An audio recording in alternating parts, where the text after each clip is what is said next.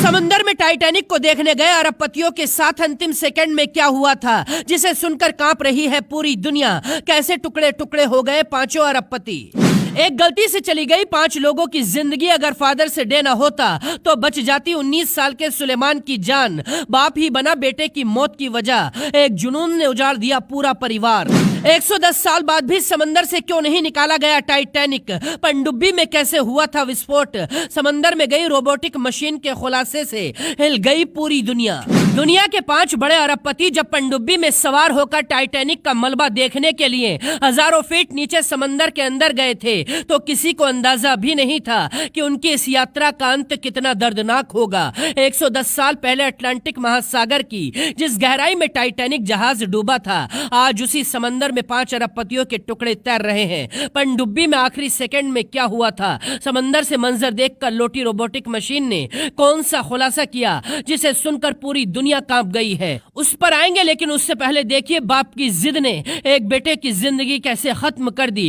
इस पनडुब्बी में 5 अरबपति सवार थे। इनमें पाकिस्तानी मूल के अरबपति शहजादा दाऊद और उनका 19 साल का बेटा सुलेमान दाऊद भी शामिल था। सुलेमान ने टाइटैनिक का मलबा देखने से इनकार कर दिया था, लेकिन उनके पिता शहजादा दाऊद जिद करने लगे। फादर्स डे का दिन था, इसीलिए पिता की बात मानकर सुलेमान भी पनडुब्बी में सवार हो गया था। सिर्फ 96 घंटे का ऑक्सीजन लेकर समंदर में उतरी इस पनडुब्बी का सिर्फ 1.5 घंटे बाद ही संपर्क टूट गया था और ये समंदर में कहीं खो गई थी। कई दिन तक इसकी तलाश चलती रही, लेकिन जब खुलासा हुआ तो सुनने वालों के पैरों के नीचे से जमीन निकल गई। इस पनडुब्बी का मलबा टाइटैनिक जहाज के मलबे से 1600 फीट की दूरी पर मिला है। रोबोटिक मशीन ने खुलासा किया है कि पनडुब्बी के टुकड़े समंदर में बिखरे पड़े हैं, यानी आखिरी सेकंड में पनडुब्बी में विस्फोट हुआ था। सभी 5 लोगों के टुकड़े हो गए थे। अमेरिकी नौसेना के एक रिटायर्ड ऑफिसर ने दावा किया, जैसे ज्यादा हवा भरने पर कोई गुब्बारा फटता है, ये पनडुब्बी वैसे ही फटी होगी। पनडुब्बी में सवार सभी 5 लोगों की मौत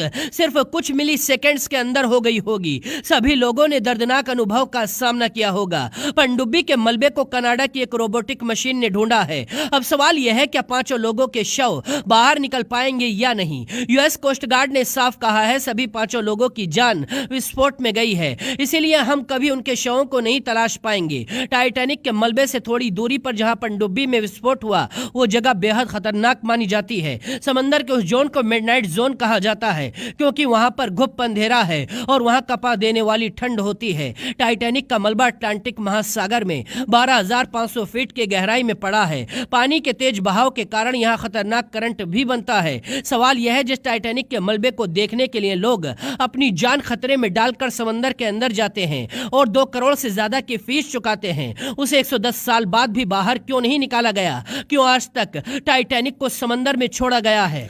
तो रिसर्च करने पर इसका जवाब मिलता है। टाइटैनिक जब हादसे का शिकार हुआ तो 2 हिस्सों में टूट गया था। टाइटैनिक का वजन 1,43,000 टन से ज्यादा है। इससे ज्यादा पानी का दबाव है जो इसका वजन 10 गुना बढ़ा देता है। इसीलिए कोई भी टेक्नोलॉजी अभी तक इस काबिल नहीं है कि टाइटैनिक को समंदर के अंदर से बाहर निकाल सके। 1912 में जब टाइटैनिक हादसे का शिकार हुआ था तो 1500 लोगों की जान चली गई थी। अब 5 अरबपति भी उसी काल के गाल में समा गए हैं। इस हादसे के बाद पूरी दुनिया सदमे में है। कैसे एक अनहोनी ने 5 परिवारों को उजाड़ दिया है।